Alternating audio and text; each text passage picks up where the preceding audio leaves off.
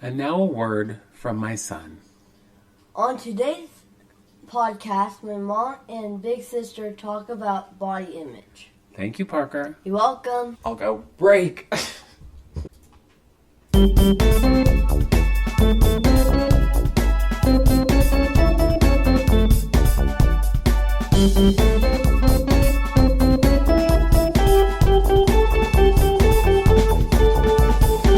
It would seem as though. It would seem as though I don't know how to use my computer. What not? I mean, I know I'm old and all, but good lord. Yeah, The simplest thing, I'm looking at all these buttons and they all kind of look the same to me. Mm-hmm. You know, and I'm all, what? Welcome to another episode of It Would Seem As Though, the podcast where we talk about anything, everything, and nothing. Mostly nothing. But again, this week, something. I am Vesta. Today I'm Annika. I guess today I'm That's just it, Annika. you're just Annika. Because today is I have no energy. Do you understand? I don't have energy. next yesterday. Listen, bitch. She was talking to me a few minutes ago and she was like, on Monday, blah, blah, blah, and then on the next yesterday. Listen. Wait, the next yesterday. Listen. I really do. I think that should be what you call your autobiography, the next yesterday. Okay, thank you so It much. sounds so deep. I know. And Next we decided that the next yesterday is today. So, look, I'm just Yeah, y'all can figure that one out. inspirational. Dun, dun, dun. She is a philosopher. Yeah. She's a scholar. She's an academic. Philosophizing. Excuse me. You heard me. Mm-hmm. So we actually do have a topic today, Mm-hmm. which we are going to talk about at some point, which is body image. Yeah, or in bodies. I just thought bodies. Bodies. Body image. Anything to do with a body. Yeah. Yes, Yeah. body. But 'Cause and I am speaking a of the body. body, I want to talk about why I hate every lawmaker in Alabama. Or Right just now. every lawmaker, Or full every stop. lawmaker. They're all garbage. Yeah. They're all garbage, mama. Yep. There's a bill being put forth in Alabama, which I'm sure many of you have heard about, where they want to force transgender people who are under 18 to detransition. First of all, I mean, before I read the rest of that little statement, so basically what you're saying is we want you all to kill yourselves. Well, and Because that's where that will go. but like, also my question is, in what way do they plan on mandating this? Do you know what I mean? Are you going to go round up trans teens, and what are you going to do? Like, Put them all in some kind of holding cell Right. until the effects wear off. right, or start putting them on like Cut a it. different hormone. Like, I don't understand. I don't It know. sounds scary and genocidal to me, but it sounds Right. like eugenics. But they're using the same logic Right. that they used to overturn Roe v. Wade, which is gender transition treatments are not, quote, deeply rooted in our history or traditions, and thus the state has the authority to ban treatments as dangerous and experimental. And I want you to know that deeply rooted, that is what they're using to overturn everything. That is their like platform for everything, because it's not deeply rooted in Right. like the Privacy Act, like it's not deeply rooted, which is fucking insane to me. Insane. It's like we can't only live our lives by tradition written by Right. 55 white men back in 47,000 years ago. Like, I don't give a shit. Do you know what I mean? Like, the fact that people think we should live that way is insane, and they don't. No one lives that way. No one lives like No. it's No. Well, no, because that would be like saying, now your great-great-grandparents did not believe Right. in, electricity, that you should have electricity in your house because it's new and scary and whatever, and so since they didn't believe it, Yep. you can't have it. Right, and they would have burned you at the stake for having, like, a cell phone, bitch. They would have been like, what kind of witchcraft and wizardry is thus? You know what I mean? Yeah. And then, like, thrown stones or what the fuck ever they did. I don't know. As you may recall, we actually had relatives who were in the Salem witch trial. They weren't burned at the stake. They weren't burned. They lived, which is crazy to me. But Yeah. they were in They were in prison. prison for a long time. And they were not escaped. liked. Yeah, they were not liked. Reading about them, it's interesting because I'm like, some white people I like, because they were just mean to everybody. People would confront them and they'd be aggressive. They would throw parties, and that's one reason people said that they were witches or like consorting with the devil, was because they'd be up late at night with like other people laughing and having a good time. Hang on. Yeah. They would be up late at night? Exactly. Witches! With a group of people. So it was obviously they were summoning, Satan and doing the devil's work or whatever. But I love it. And then they escaped from prison. They ran like an unregulated little tavern. They were chaotic. But let me tell you what, I'm about it. Everyone was crazy at the time, so I'm glad they were that kind of crazy. Yeah. Oh, but another sidebar, whatever his name was, our, 10th great grandfather, whatever, used to think that he could beat people with a stick to, cure them of their crazy. Which I also think, he wasn't a doctor. No! Mind you, he wasn't a medical professional. Neither are the idiots who write this stuff about detransitioning children. Right. They're not doctors either, but I think they have some knowledge. Right. He was just a man who thought he could beat the crazy out of people. Beat the witchcraft out of people. I am not absolutely against the idea of taking a big stick and beating the crazy out of people. Girl. There are some people I would love to beat the crazy out of. I'm just saying. Oh. But here's my other thought, with the Tell me. not deeply rooted in tradition law. Yeah. How is that going to work for old Clarence Thomas when they come for Loving versus, North Carolina? Something like that? Yeah. I don't know. Virginia. Okay, Loving yeah. versus Virginia, which was Interracial what marriage. made it legal in the 60s to have interracial marriage. And he's married to that Some nasty old white horrible woman troll of a white woman who is, Trumper, who is also conspiracy theorist. Just a mess. She's a mess. Using her husband's, wielding her husband's power to, force people to, overturn, what was that? Overturn the election results or some shit? Yeah. So it's just all very, that should scare you enough. Right? The spouse of a sitting Supreme Court judge is, wielding his power and her power to but that's do okay. crazy fucking That's things. alright. That's alright. That's okay. Girl. Speaking of trans people. Oh, I know. Actually, I know that you and I, when you got us hooked on certain shows when you were younger, like iCarly. Oh my god. What was the other one? Wizards of Waverly Place. Yeah. A couple different things. Listen, I was too old for those shows. I want you to know. But I used the fact that I was babysitting your daughter when she was a baby, or nannying her when she was a baby, and I'd be like, oh, well, this makes sense. I'm watching a child. Let's watch iCarly. She had no idea. We started watching iCarly before we had children. No, I don't think think we so. watched it in the old house. I don't believe that. Yeah. I don't think it was on them. Are you sure? Oh, no, that was Wizards. That was That's So Raven, And too, That's girl. So Raven. Okay. Anyway, iCarly, for those of you who even remember iCarly, it's back. They rebooted it with some of the original cast. Yep. What I love is, one of the actresses who is a series regular now is a queer black actress, Lacey Mosley. She's also a comedian, actress, whatever. Love that. Very out, very proud, very loud. Love that. Well, in one of the episodes I watched recently, it's of this new season, trans actress Josie Tota is in it. Okay, yeah. Who I adore, and I have been watching her literally since she was a little kid. And even as a little kid, I was all really, Sure. that little precious angel has got some stuff going on in her life. Yeah. And she's now, she's also on the reboot of Saved by the Bell, Yep. where she plays, wait for it, a trans character. And it's like a but non-issue. a super popular she's like cheerleader trans character. I was like, wait, what? And it's like a non-issue. Right. People are like, they bring it up. but it's like, But it's whatever. like, who cares? She's a cool chick. They bring it up like, oh, that girl's having her period. You know what I mean? It's not like a thing. Do you know what I mean? It's like another girl thing. It's just a girl thing. Yeah. But I love that.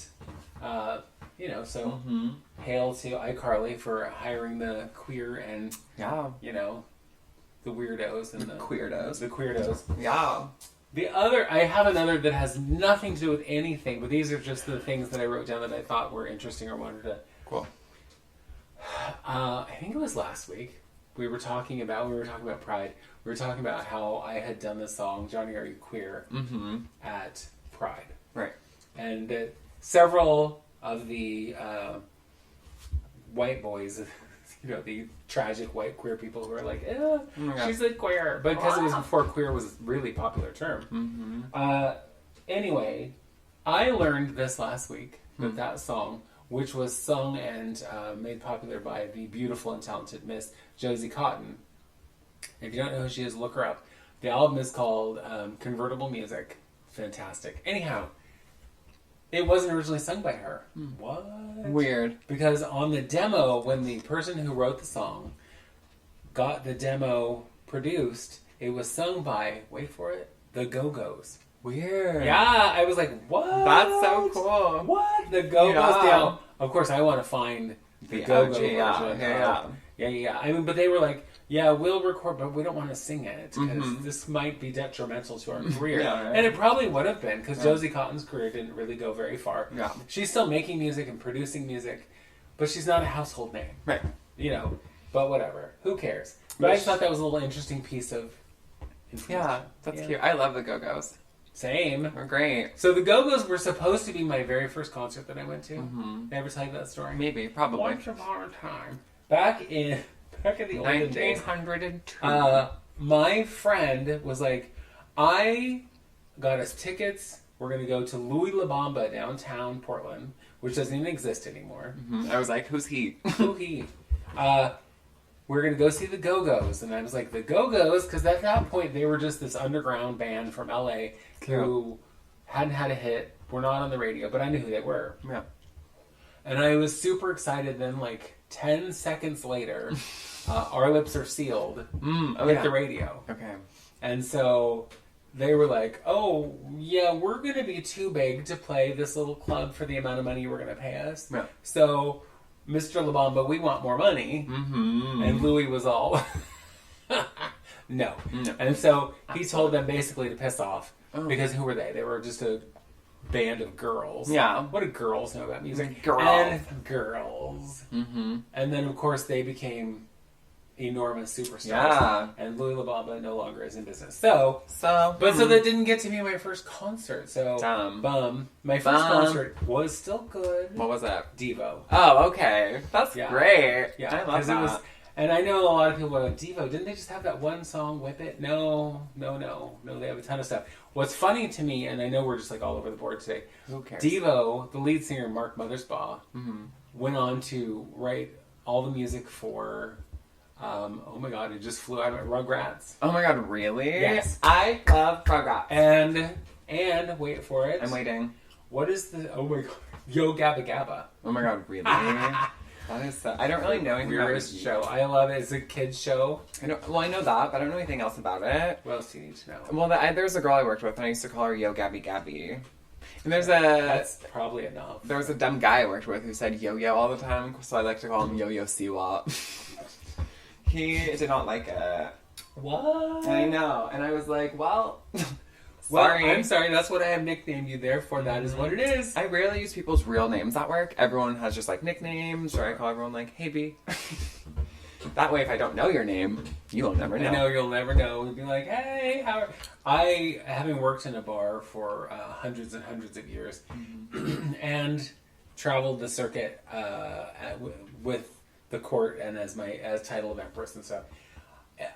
It's hard knowing names, and when you meet so many people, and then you meet people in drag and then out of drag, so you have to actually know kind of two different personas, and maybe you don't have to remember two names, because if you meet someone, you know, in drag and her name is Betty, You can call her Betty. you can still call her Betty out of drag. Now, if you meet her out of drag and her name is Bob, do not call her Bob in drag. Oh my god, because that door really only swings one way. Yeah. You know. You would call her Betty in Which is like a lot of doors. Okay, most doors go one way. Okay. I'm just saying. Don't do it. But one of my friends, Mr. Bill, I said to him one day, I go, how did you do this? How did you, because he had reigned right prior to me.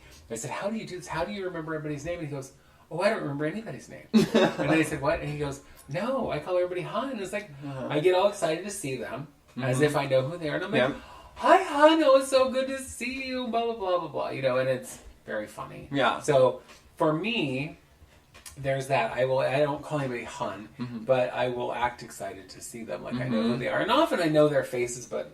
Sure. names. I use pet names a lot. Like, generic pet names, because it's easy. I call up people, hey, babe. Hey, babe, how's it going, babe? Hey, girl. You know, whatever. Well, and when I first met T, my husband, when we'd go down to the bar together, I'd be like, if somebody comes up to me and I don't introduce you, it's because I don't know their name. So introduce yourself and feel free to throw me under the bus and say, I'm sorry, my wife has no manners. Right, do that.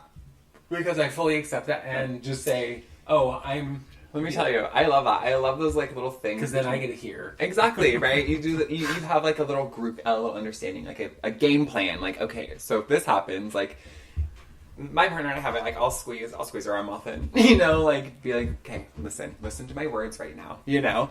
So hopefully they catch on. But, you know. Or my favorite thing about us is if we're in a grocery store, I'll usually mouth pop, you know? And, she'll start looking for me. And I'm like, good. Trained, you know? So you know if I mouth pop and come find me. And all of a sudden she turns into a lemur. Yeah, exactly. It's fun. Looking over the top of the shelf. Exactly. Crawling around. Well, I'm crazy. Gotta do what you gotta do. I mean, you better. She crazy. No, yes. Little bit. Absolutely. Yeah. Uh-huh. Yeah. Anyway. Oh. I think that's all for my written down topics, but we'll get to the rest. Anyway, now that we're done talking about the three things I wrote down, Right. but the thing that's been, you know, just on my mind so much, especially with all this other shit that's going on, is all of the stuff that they keep putting forward about trans, especially trans youth. Mm-hmm. Why do you care? Mm-hmm. Why do you care? Why do you care about trans youth? Why do you care about drag queens reading to children? Why do you care about people taking their kids to a drag show? Why do you care? Because they can't force people to have children and have those children be queer. Do you know what I mean? Because then those queer people aren't going to reproduce. What's the whole point? Like, they don't want queer people. They don't want people to, like, teach queer culture. Sure, but how many queer people do you know? A lot. Who had queer parents? A few. Mm-hmm. But of most queer people I know and have known growing up, they all had straight parents. Yeah, but not even that though. Like, you know, queer people, quote unquote, like, don't reproduce, quote unquote. Like, that's the idea. And it's also, I don't know, I just feel like, look at it from the perspective of deeply conservative alt-right people. What are queers to them? You know what I mean? Nothing. Subhuman. Yeah, but these are the people who their base argument for being anti-abortion is that all lives are important. But they don't believe it. No. Are they? No. Or is it just all white, you know? Well, so all lives are... all white, straight. Listen, I feel like to white people at this point and in this juncture, all lives are important if they can make you white, right? So, like, that's the whole thing, too, about the ruling and the overturning of, like, the protections for indigenous children, that, you know, the tribe can take care of their own children and they can't be adopted to non-native people, right? Well, they overturned that. Or they are planning on overturning that. And that is just forced assimilation. If you force native parents to adopt their children out to non-native parents, then they're losing their culture, their heritage, their language, everything. So you're forcing them to assimilate. So, like, by proxy, being raised by white parents, those native children will be white. Do you know what I mean? They won't know their culture. They won't pass their culture on. Didn't we just have all of this trauma brought up by the fact that they found thousands of dead children at these schools where they were trying to assimilate native children into whitedom? Right. And so they're using old tactics. None of this is fucking new. Do you know what I mean? And now there was just a ruling, the Oklahoma versus United States, where, you know, states have jurisdiction in tribal land. Where it says for certain things, but it doesn't really elaborate on that. But that, so basically you're breaking treaty. Do you know what I mean? Like, so you're just doing all the same... Right. You're just doing all the same shit that you've done before, but now it's 2022. You know what I mean? And a lot of people know the fucking history. This is insane. Like, this is absolutely insane. Everything they're doing is crazy. So it's really scary, too. You know, like, they've already gone after women, indigenous people, trans people, like... And it's been 6 minutes. Do you know what I mean? Right. So, what next, babe? That's the question. I mean, really, what next? And to what lengths are they willing to go to get things back to their little straight white 1950s America, which is what they're shooting for. Yep. Which is what all of these asshat religious morons are going for, is we want it back to the 50s when women were, you know, barely allowed to work. Yep. Men controlled everything. Men controlled the money, the jobs, the house, the other. You know, why don't we just go ahead and take it all the way back to when women were property and couldn't own property? Right. Well, and around the turn of the 20th century, there were a lot of immigration laws, and a lot of it was like they banned immigration from many nations, right? But then they limited it to, so it was like the people who could immigrate here from foreign nations, the population, like, you had to be represented in the population already. And then it was like, the percentage of you could, whatever percentage your population was in the United States, that's the percentage of people that could immigrate from that country. Does that make sense? Yes. So it was more, they wanted more Scandinavian people, more Northern European people. It was to keep the population growing, but to also keep it racially, you know what I mean? Like, so white people would be superior and black and brown people would be subjugated. And that to me is crazy. And so the whole, like, when Donald Trump was president and all those policies about immigration was to reset it back into like 1920 America, when the percentages of white people versus everyone else were different. So that's why he like had that quote unquote Muslim ban. So we wouldn't have more brown people from quote, the countries he hated coming in here and ruining the ratio of white people to people of color. Pretty ugly. It is pretty ugly. Mm-hmm. We're going to take a little break, and then I actually have some good news. Ew.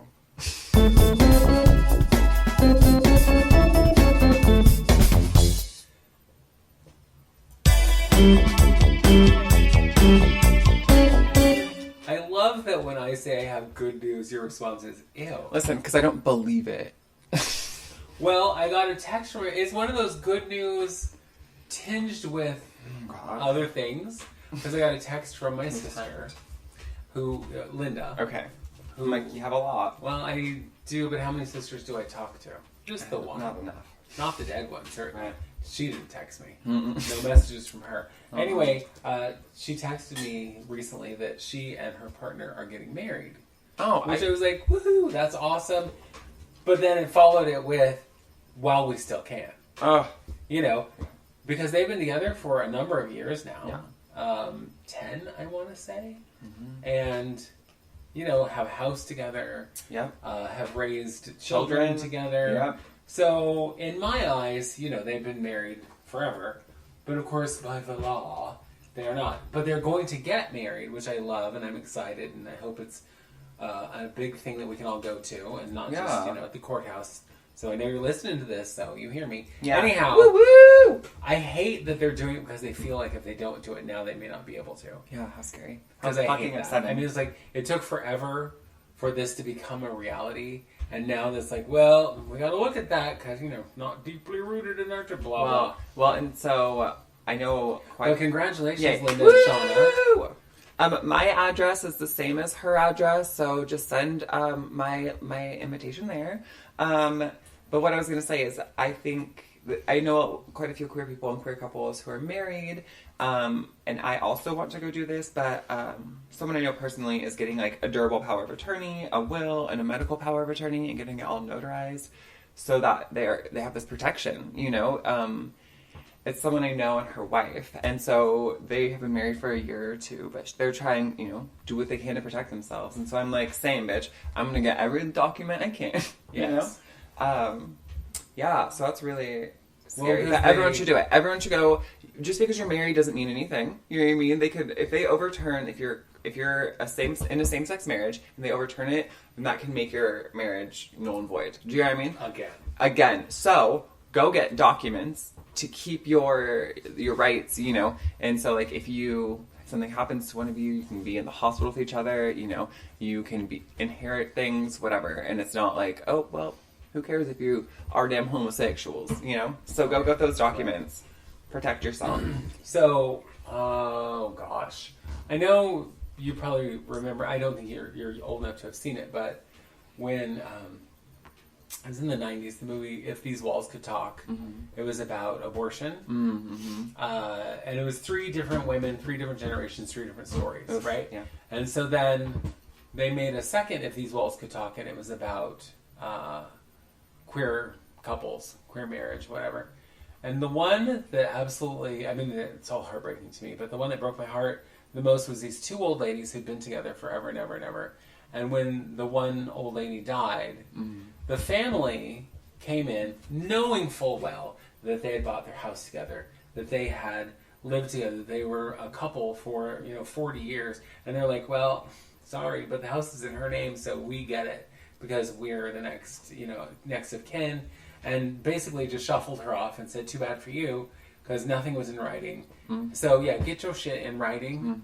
Make sure everything is legal. Get your I's dotted and your T's crossed. And if all you have the things. and if you have children, I don't know what you have to do for that, but like, you know what I mean? Yeah, because Protect yourself, motherfuckers. today is the next yesterday, and we gotta get this shit together. Okay, I am gonna beat you in 1 second with these pink headphones, bitch. Knock you out.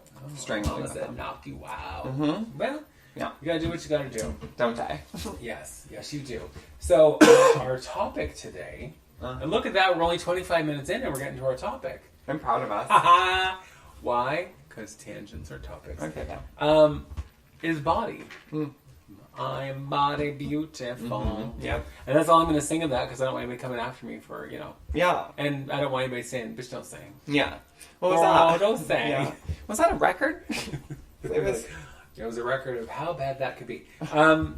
So, for me personally, this is such a big issue because I grew up. I mean, I've always been fat. Let's go with that. And by the way, if you're offended by the word fat, you should probably shut this off now. Right. Because fat, to me, is just a descriptive term. Sure. Like, my walls are peach colored, and my daughter sitting across from me is lighter than peach colored. Oh, kind of alabaster. Jesus Christ.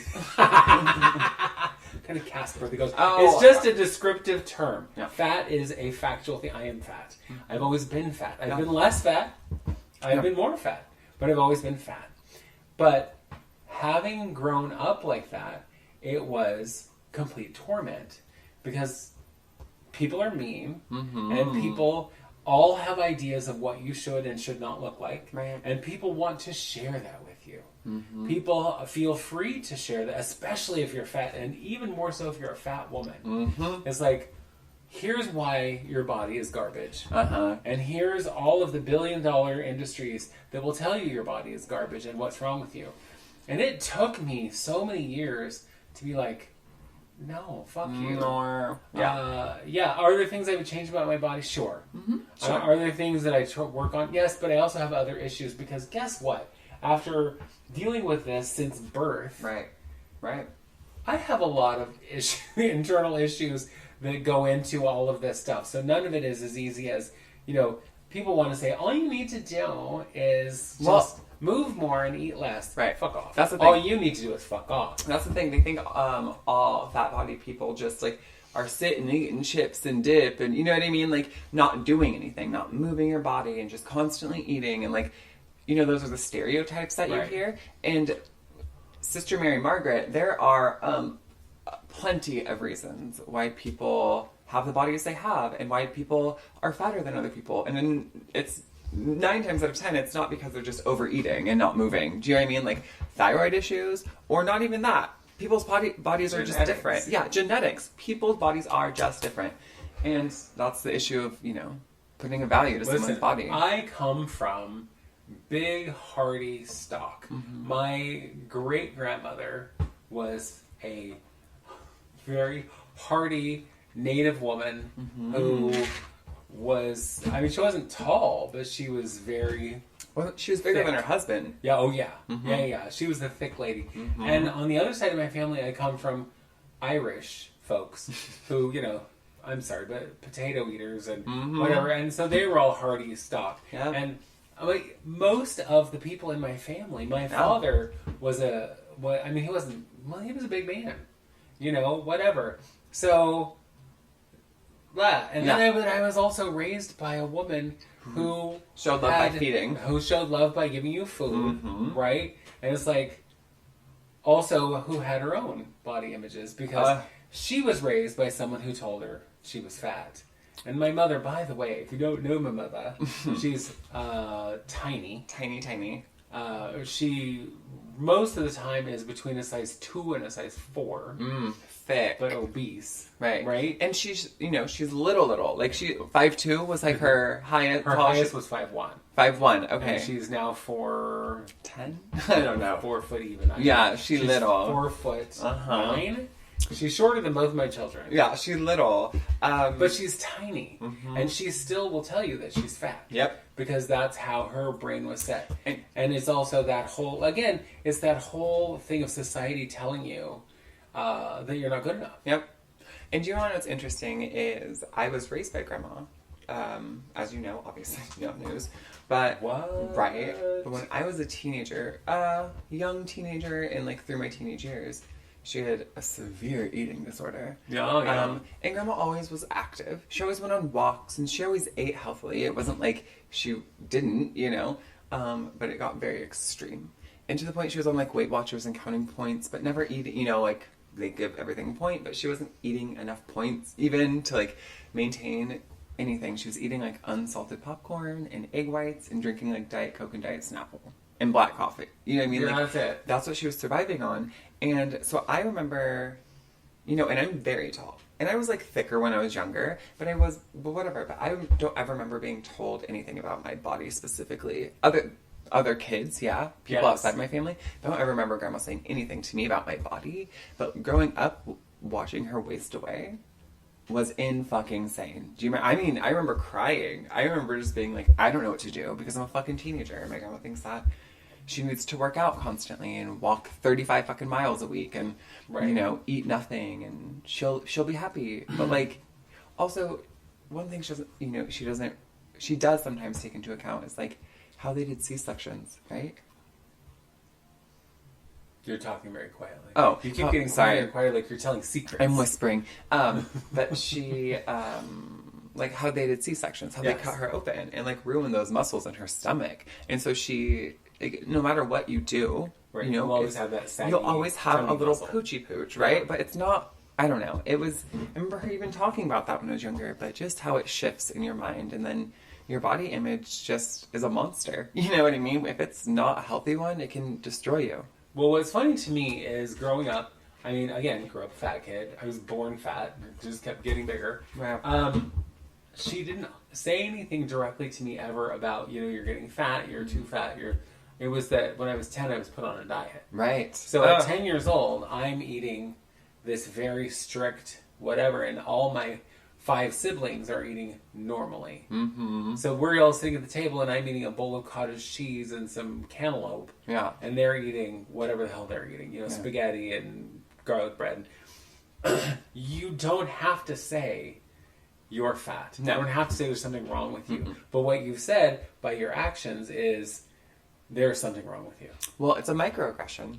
100%. Absolutely. You know, absolutely. And it wasn't until I was an adult that I even realized this, because I was thinking about how growing up I was always, from 10 years old on, I was always put on some kind of diet. Mm-hmm. And so I have since then dieted a billion times. I've been on like every freaking diet, the smart ones and the stupid ones. Yeah. And I've lost weight with all of them and gained more back because it's just not sustainable. No, you know, whatever. But it was like, it wasn't until I went to therapy that I was like, oh, it occurs to me that I never felt good enough because I was told at the age of 10 by the actions, you know, you're not good enough.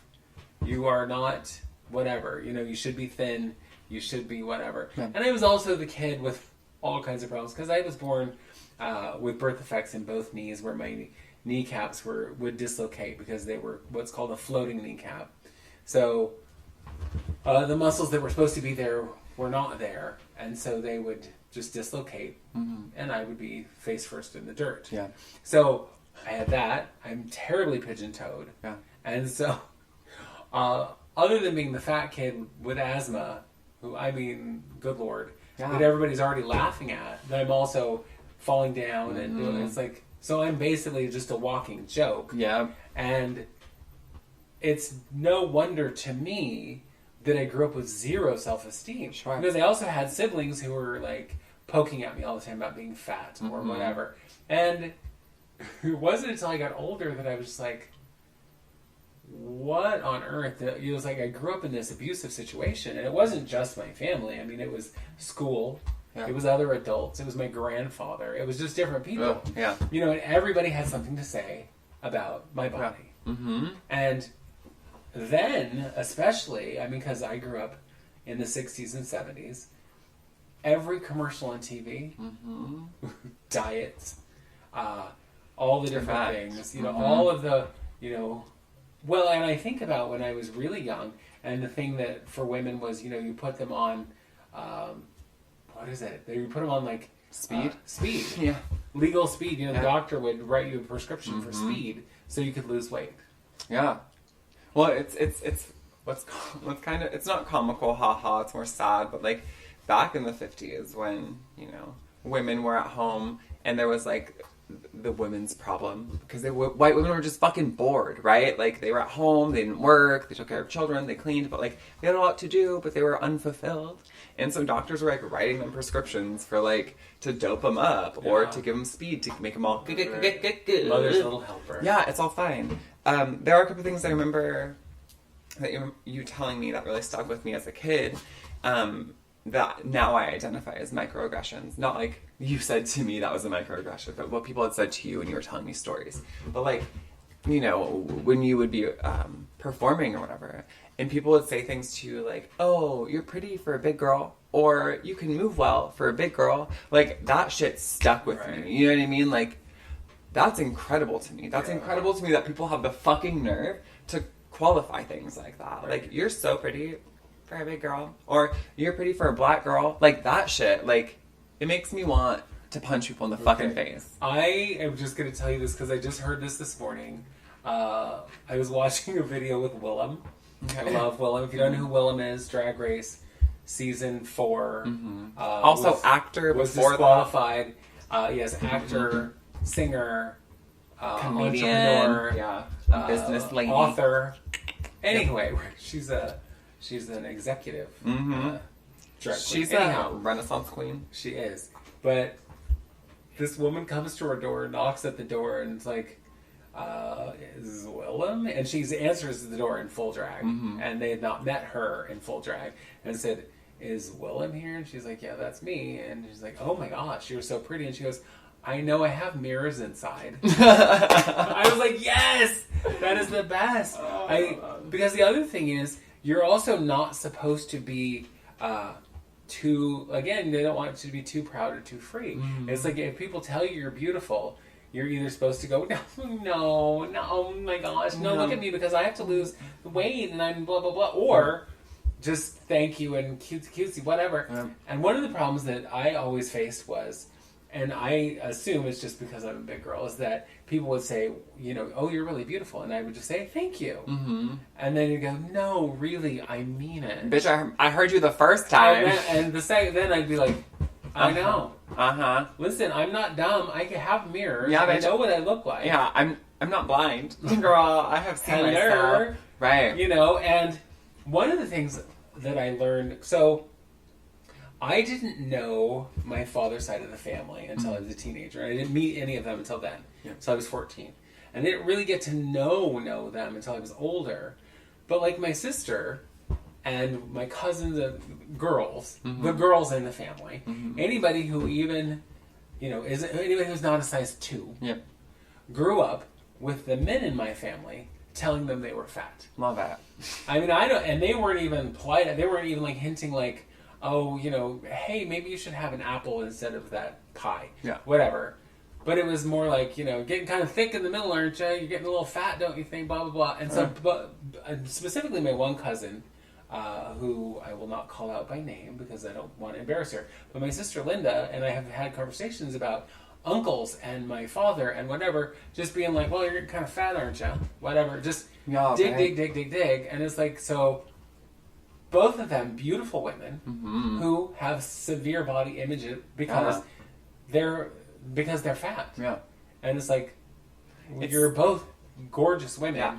And yes, you're not a size 2, but who cares? But also, what difference does that make? Who cares so much? Because, like, not only are they, like, great people, they have great children, they have amazing life, you know what I mean? Like, they're good fucking people. And I don't even, it's weird, it's so weird to me because I don't even think about that, right? Like, equating that value because of someone's body size, like, that to me, I don't know. I think it's because I grew up with thick women. You know what I mean? I don't Right. think like, oh, well, you're unhealthy and fat and ugly and gross. Like, that to me is bonkers. Well, and I think that's the other thing is so many people, when I say the word fat, they hear all those other adjectives. They hear ugly, lazy, stupid, Yep. whatever, and it's like, no, Just fat. just fat, Yep. not ugly, not lazy, not stupid, Well, I want you- not any of those things. And so I reached a point, God, many years ago, where it's funny because I reached this point because I was watching Oprah one day. Oh. Oh, Oprah. And there was a woman on her show talking about how she had come to the realization that she was always waiting for tomorrow to be happy. Because, well, you know, when I'm thinner, when I've lost that extra 40 pounds, or when I meet the right man, or when I do the thing, or whatever this thing is that's going to make me happy. Yep. And I think the change for her was that somebody who was in her age group died out of the blue, very unexpectedly. And so it sunk into her noggin finally that there might not be Tomorrow. a next yesterday. Bitch, I swear that's today! But there might not be. Yeah. You might not live to tomorrow. Yeah. You might, and then what? You're like, well, I never got to be happy because I was always waiting for happy. Yeah. And hearing her say that was so profound to me because I was like, that's what I do. That's what I'm like, well, when I lose weight or when I do this or when and I was like, no, and part of that for me was also the way I dressed. Yeah. I would never wear short skirts because I have fat legs. I also have very big scars on my knees from surgery from when I was a teenager. And I would hide those because I was embarrassed about it. Sure. As soon as I heard, everything changed. I was Yeah. like, I'm only going to be this age now. Right. I'm just going to keep marching towards, old age. So I need to do what I'm going to do now. Yeah. If I'm going to wear Yep. short skirts, well, I can do that until I'm an old lady. Yep. But what am I waiting for? Right. And what I realized is that there was nothing to wait for. There was Right. no when this comes, it was like, no, bitch, be happy now. Yeah. Or choose happy. And I know that probably, sounds corny. Live, laugh, love, girl. Yes, honey. But I worked with this woman who was a ball of misery. Everything was misery, misery, misery. My life is horrible. Everything's bad, blah, blah, blah. And I said to her, I go, I think, in my opinion, It's your mind. you have to choose Uh. whether or not you have a good life. Right. And she says to me, well, I'm sure your life has just been so easy. And I was like, ha, ha, ha. Easy, no. Good, yes. Sure. But easy? Girl, my life has been all swimming upstream since day one. Yeah. So, no, it has not been easy, but I now choose to make it good. Super easy. Yeah. None of it's been easy. But that was kind of what changed everything for me. And on that note, we're going to take a quick little break. Fine. And then I'll allow you to speak. I will allow it. I hate I'll it allow you to here. speak.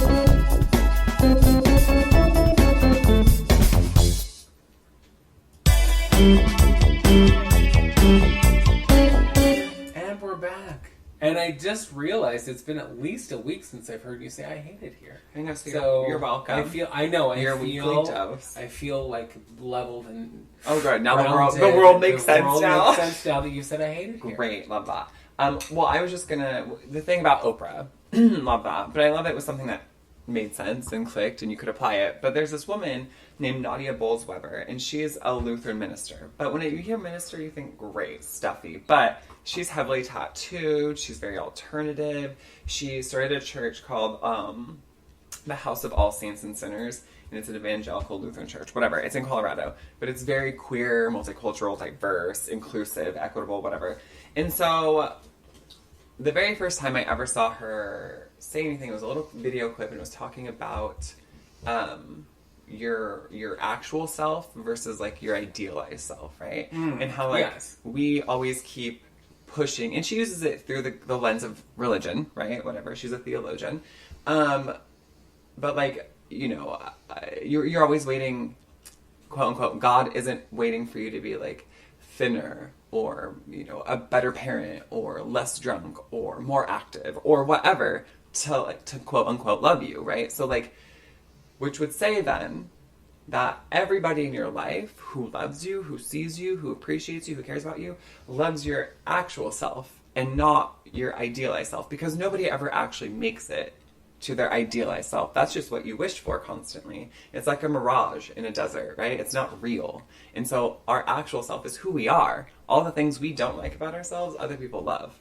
And I thought that was that when I heard that, that was like the Oprah thing to me. Because I was like, oh, holy shit. Like, mind blown. Right. Like, no matter, I'm working, sure, like, I'm consistently working on being better, knowing more, you know, always growing as a person. But I also realized the people in my life who are in my life now and who have been in my life love me for who I was, even when I was damaged and broken and chaotic and horrible, you know? All those things, yes. But yeah, so that to me was awakening. I think that's very important for people to hear. It's like, no matter what the case is I know there's a lot of structural barriers in the way for a lot of people, you know, whether it's you're differently abled, or you're a person of color, or you're queer, or you're indigenous, or whatever. But like, you can't, if you're going to fight for something, fight for it now, you know what I mean? Or if you want to do something, do it now, because monetary restraints aside, do you know what I mean? Yes, of course. Do what you can do and do what you want to do, because bitch, tomorrow is never guaranteed. Do you know what I mean? And that's, again, cliche. That's like on a Target fucking piece of art that a lot of like white college students have in their dorm rooms. But you know what I mean? But it is the truth. It's accurate, yeah. And like, I don't know, think about, I don't know, there's like easy things you can think about. Think about Anne Frank. You know what I mean? She was very young when they were captured and she was sent to die. Like, and she still like lived her life the best she could. Do you know what I mean? It was still horrible, and still upsetting. And her, you know, quote is that, after all, I still believe that people are good. Yeah, and I don't believe people are good. My point is, I think that you should. I know that you don't, but Right. she managed to live through what she lived through and still believe that people are good. Exactly. And so my point is a lot of people die at a young age. A lot of people, you know, get something great and then die right after, or whatever. Like, you just have to do what you want to do and live your best life. No, quit waiting for something.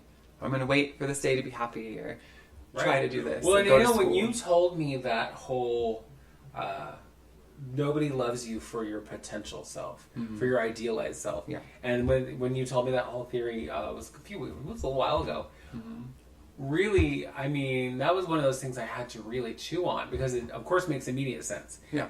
And then you're like, oh, yeah, I'm the only one, by the way, who sees that idealized self. Yeah. I'm the only one who knows what she looks like, or what she should look like, or what she feels like, or whatever. Everybody else just knows the old fat bitch that is right here in front of you. And the people who love me, yes, love me for exactly that. Yeah.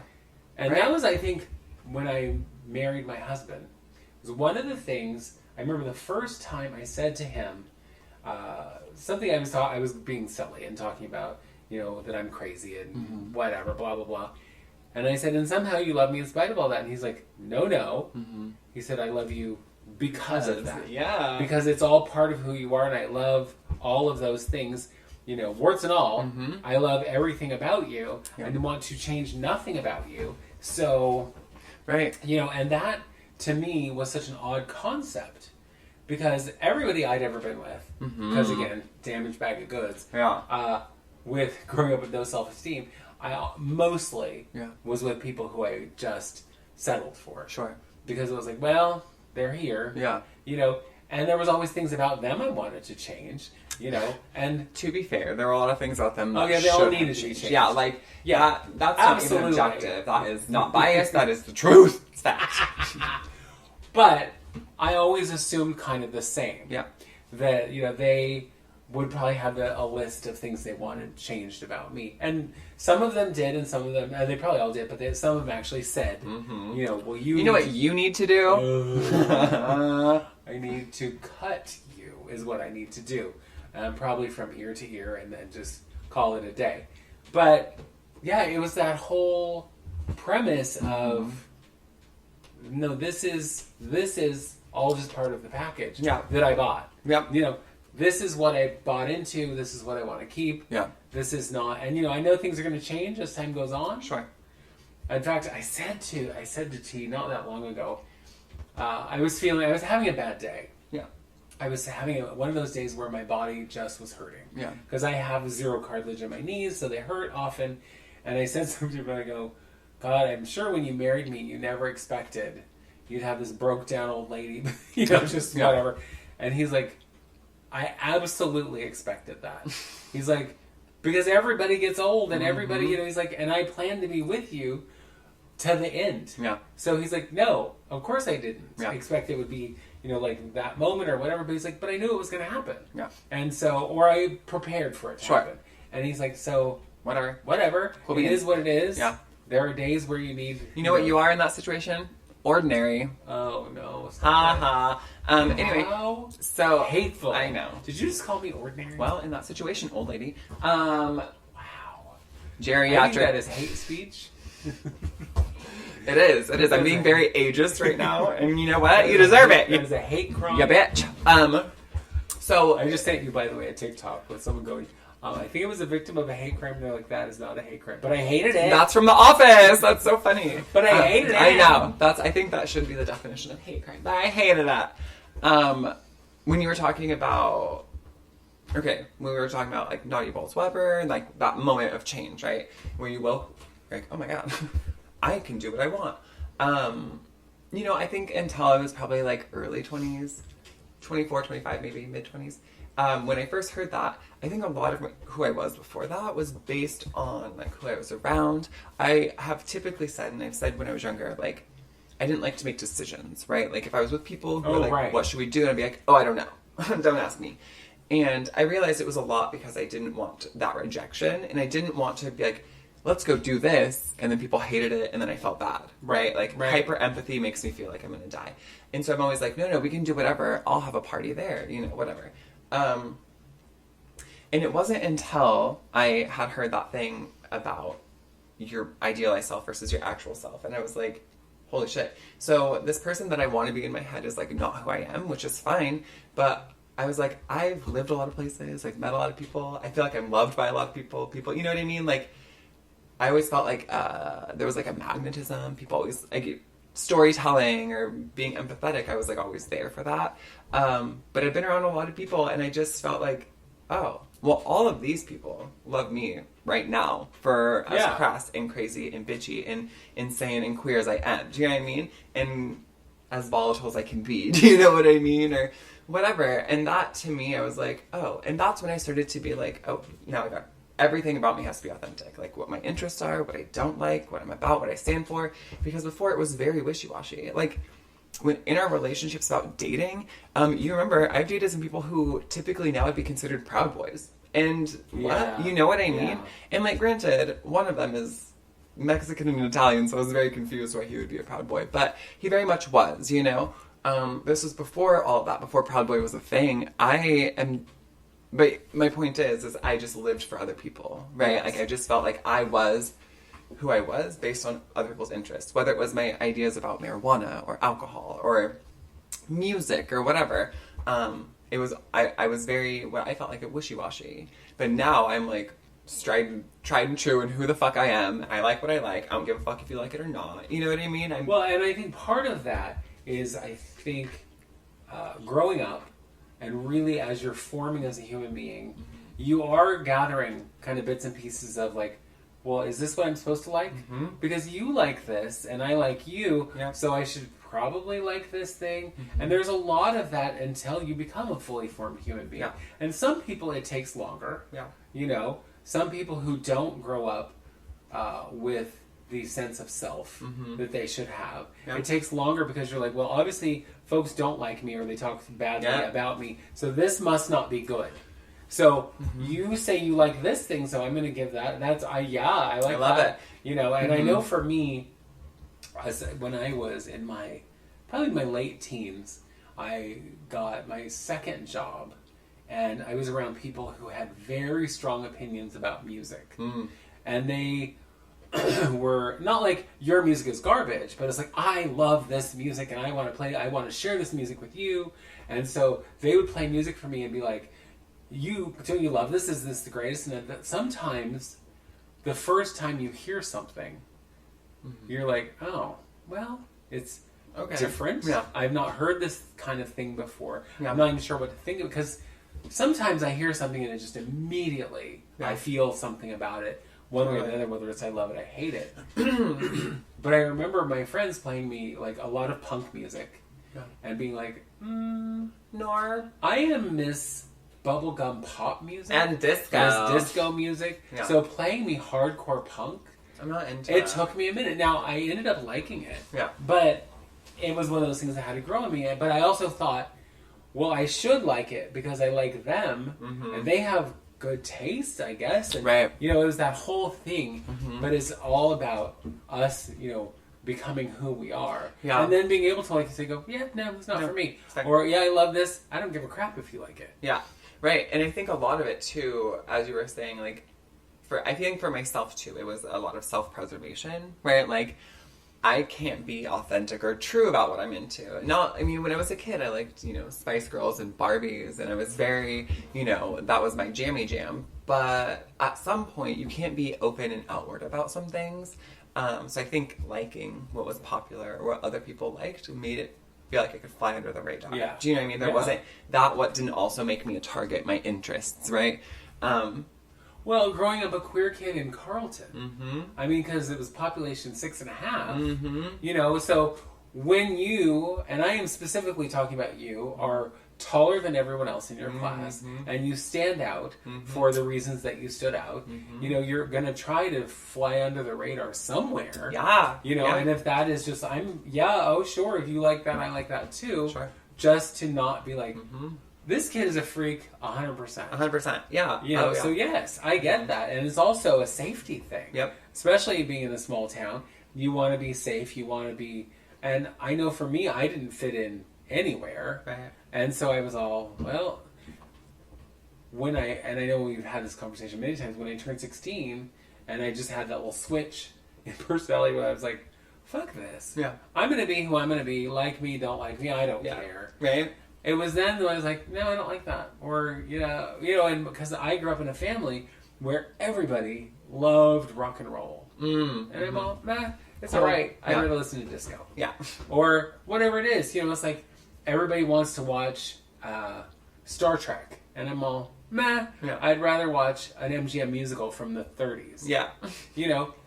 And I stopped being apologetic for that. Yeah. But it took me many, many more years to stop feeling apologetic about my body, and to really stop caring what other people thought of it. Yeah. That took a much, much longer time, but you know, it's coming around. Yeah.